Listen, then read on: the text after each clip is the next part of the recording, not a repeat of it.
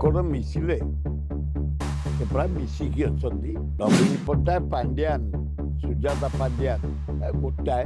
ନବୀନ means Pandian, Pandian means Sujata. 2029ରେ Congress ବଢିଆ କରିବ ଇଣ୍ଡିଆରେ। ଏଇ ମାନେ କେବଳ ଭଲ କରିବ ନରେନ୍ଦ୍ର ମୋଦିଙ୍କ ପାଇଁ। ତାଙ୍କ ଅପାରଗତା। କଂଗ୍ରେସ ନମ୍ବର 1, ନମ୍ବର 2 କୁ ଯଦି ଆସିବେ ନବୀନ। ତାମିଲନାଡୁ ନୂଆ ମୁଖ୍ୟମନ୍ତ୍ରୀ ବିଜୟକୁ ଧନ୍ୟବାଦ ଦଉଛି।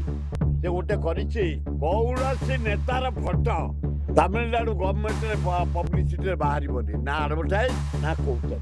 ଓଡିଶାର ତ ପ୍ରତିଦିନ ଚିକଣ ଗାଲ ମୋହନ ବାଜି, ଚିକଣ ଦାଢି ନରେନ୍ଦ୍ର ମୋଦି, ମେଲେଇଲା ମାନେ ମୋହନ। ସେ କଣ ମିଶିଲେ ସେ ପ୍ରାୟ ମିଶିକି ଅଛନ୍ତି। ନବୀନ ପଟ୍ଟନାୟକ ପାଣ୍ଡିଆନ, ସୁଜାତା ପାଣ୍ଡିଆନ ଗୋଟାଏ। ତେଣୁ ଭାବିତଲ ପ୍ରଭେଦ। ଇଲେକ୍ସନ ପୂର୍ବରୁ ଗୋଟାଏ, ଆଜି ବି ଗୋଟାଏ, ଭବିଷ୍ୟତକୁ ସେ ଗୋଟାଏ। ନବୀନ ମିନ୍ସ ପାଣ୍ଡିଆନ, ପାଣ୍ଡିଆନ ମିନ୍ସ ସୁଜାତ। ସେ ଗୋଟିଏ। ଏଇଟା ନୂଆ କଥା ନୁହଁ, ଏ ବହୁ ପୁରୁଣା କଥା।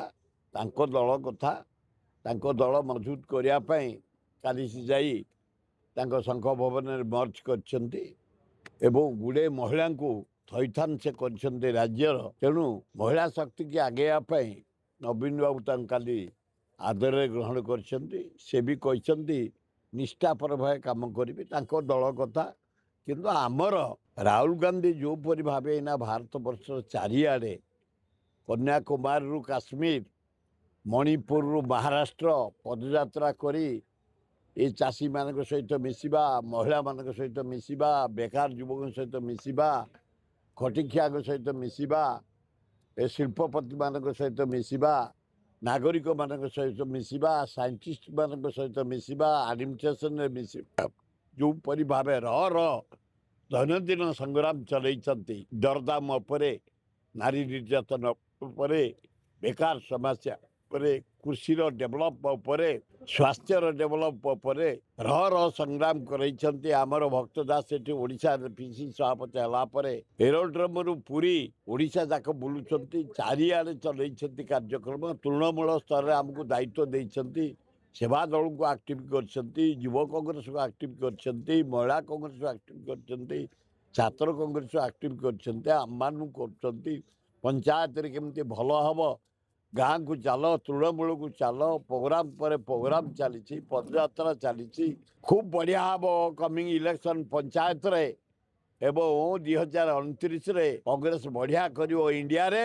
ଏଇ ମାନେ କେବଳ ଭଲ କରିବ ନରେନ୍ଦ୍ର ମୋଦିଙ୍କ ପାଇଁ। ତାଙ୍କ ଅପାରଗତା। କଂଗ୍ରେସ ନମ୍ବର 1, ନମ୍ବର 2 କୁ ଯଦି ଆସିବେ ନବୀନ, ଆଉ ଏଇ ଯୋଉ ଭଳିଆ ସରକାର ଚାଲିଛି, ଅପାରଗ ସରକାର, ମୋହନ ସରକାର, ନରେନ୍ଦ୍ର ମୋଦି ସରକାର, ଦରଦାମରେ ଲୋକ ମରିଗଲେଣି। ଡିଜେଲ ବଢିଲା, ପେଟ୍ରୋଲ ବଢିଲା, ଖାଇବା ଜିନିଷ ବଢିଲା, ଘର ଦ୍ୱାର, ଲୁଗାପଟା ସବୁ ରେଟ୍ ବଢିଲା। ତାଙ୍କ ଦଳ କଥା ମୁଁ କହିପାରିବିନି, ମୁଁ ମୋ ଦଳ କଥା କହିବି। ଆମେ ରାହୁଲ ଗାନ୍ଧୀ ନେତୃତ୍ୱରେ, ଖଗଡେ ନେତୃତ୍ୱରେ, ଏଠି ଭକ୍ତ ଦାସ ନେତୃତ୍ୱରେ କଂଗ୍ରେସ ସୁଦୃଢ ଭାବେ ଆଗେଇ ଚାଲିଛି। 29 ବେଳକୁ ବଢିଆ ରେଜଲ୍ଟ ପାଇବ କଂଗ୍ରେସ। ଜନସାଧାରଣ ଦେବେ ନରେନ୍ଦ୍ର ମୋଦି ପାଇଁ, ଦରଦାମ ପାଇଁ।